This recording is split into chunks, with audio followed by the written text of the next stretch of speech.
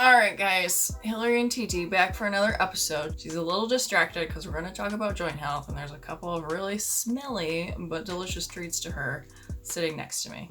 So, some quick tips on joints. Chondroitin and glucosamine are your friends. You can buy supplements with those in them, but you can also add foods that have these things naturally occurring in them to add to your home-cooked meals, to add to your pre-cooked meals, and that is especially important for dogs that have trachea issues because you want to keep that strong, or sporting dogs or anything of that sort. So let's go over some of the food items that you can add to your bowl. So the first thing I'm going to talk about is mussels. There are two main types of mussels. There's green-lipped mussels, those are from New Zealand, and there's also regular black mussels.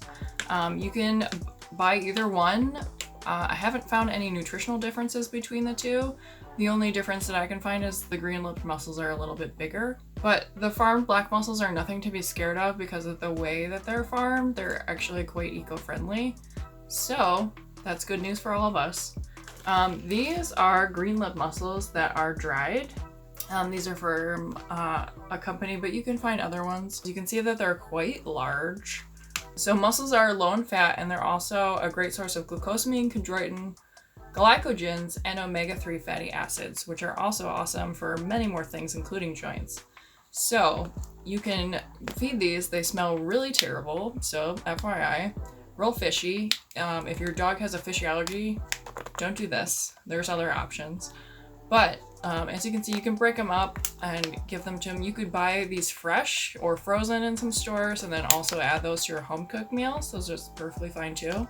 But these are an excellent treat, especially if you have little dogs and you have to watch their calories. Going for that tasty mussel. These are the dried mussels. Ugh. They're very smelly. But this one, he's not sure about that smell. But look at Libby chow down. Libby, on the other hand, living the dream over here. This is an empty container, but this you can buy in pet stores in the frozen section. It is kind of like a brownish blended situation. This is what I add to their meals every night. It's the Primal Omega Muscle Melange. I don't know. It's an edible elixir. They have a couple of them. They have a pumpkin one and a greens one. This is the one that I use. It can only stay good for 7 days after thawing. So I would suggest buying some silicone molds that you can put in the freezer. But this is really awesome. So this has I'm guessing the black mussels because it just says cooked mussel meat.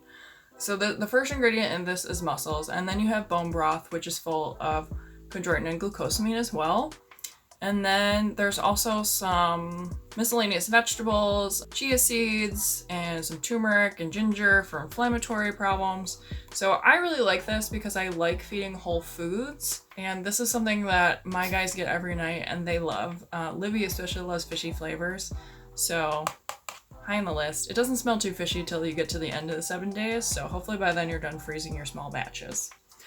There's also some dried mussel powders that you can buy. The one that I know of is the Super Snouts.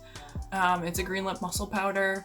It's perfectly fine if you'd rather add something dry to their food. Something else that has a lot of glucosamine and chondroitin are tracheas. See those lines of goodness? That's glucosamine and chondroitin. TG wishes I would give her this whole thing right now. Look at that face. But these are a good snack for teeth and also joints. So something to keep in mind. Make sure you buy ones that don't have a lot of processing. If your animal has a fish allergy, I'm so sorry because there are so many wonderful things in fish. But if your dog has a fish allergy, something that you might not think about, this is a quail egg, but any egg will do. The bigger eggs are probably better for this, but this is what I grabbed out of the fridge. So the egg is completely edible by your dog. The shell will not hurt its gum or mouth. So if you are feeding home cooked, this is a great source of calcium, the shell. The yolk is full of good omegas and other nutritional greatness. But what we're going to talk about is that membrane in between the shell and the actual egg. So that membrane is actually full of glucosamine and chondroitin. So you want that membrane. Every time I make eggs in the morning, I scoop that membrane out. It's easier to peel, I find, with the organic free-range eggs because the shell's thicker so it doesn't crumble as easily. But you want to give that, I give that every morning when I make eggs. Libby loves it the most, so she gets it mostly. But if she's willing to share, Coyote and Libby will eat it. Beans doesn't especially like it, but if it's tore up on his food, he will eat it.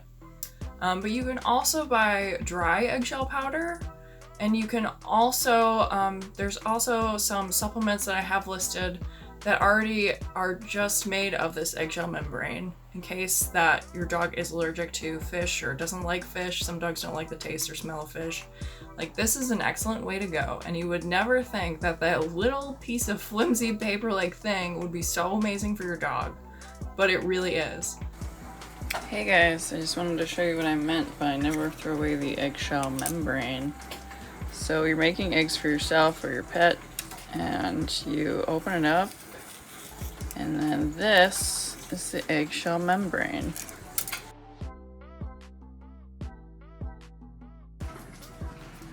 Libby loves it the most. It's good because she's an agility lady. So those are like the top joint health things that I can give you that you can add to your food. They are, I think, pretty easy. You can buy mussels pretty much at any store. You don't want to give them the shells of mussels or anything like that, so keep those away. But you can buy just raw mussel meats and then cook them, put them in your food, and then you're good to go. If you'd rather go the dry route as a treat, perfect. If you'd rather go the primal route, perfect. And if you'd rather go the dry powder, and whatever way works for you is great for your pet. So those are all the joint things that I can give you to help your joints stay good and strong, and your trachea is strong too. So TT needs a snack now.